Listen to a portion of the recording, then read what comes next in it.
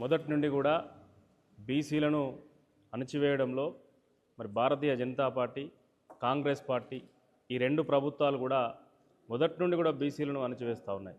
ఈ దేశంలో ఒక లెక్కంటూ బీసీలకు లేదు.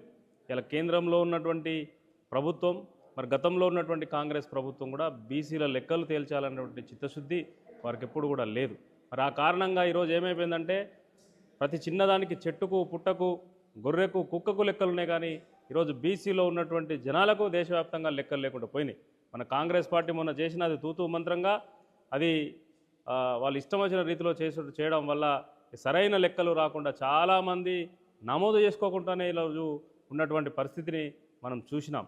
కానీ ఈరోజు మరి చేస్తున్నటువంటి కేంద్ర ప్రభుత్వం చేస్తున్నటువంటి మరి జనగణన సమర్థవంతంగా పగడ్బందీగా చేయాలని చెప్పి ఈరోజు తెలంగాణ జాగృతి భావిస్తూ ఉంది.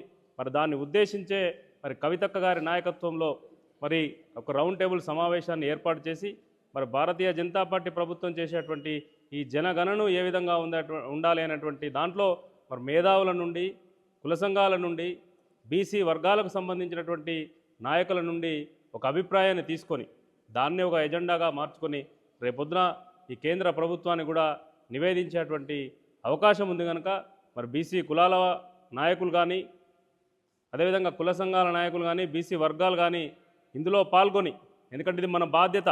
ఈరోజు కవితక్క చేస్తున్నటువంటి కార్యక్రమాన్ని ముందుకు తీసుకెళ్లాల్సినటువంటి అవసరం ఉంది.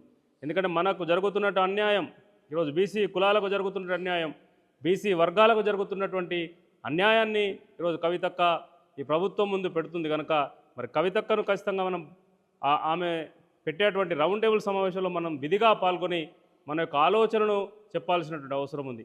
మేధావులు, బీసీ మేధావులు చాలామంది నాయకులు ఇందులో పాల్గొని మన యొక్క వాయిస్ను వినిపించాల్సిన అవసరం ఉంది. మన కులానికి సంబంధించినటువంటి డిమాండ్లను కూడా మనం చెప్పాల్సినటువంటి అవసరం ఉంది.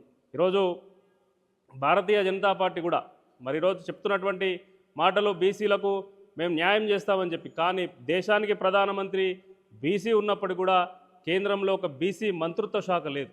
ఇది బీసీలను ఆ పార్టీ అవమానిస్తున్నట్టు కాదు, ఒకసారి ఆలోచన చేయాలి.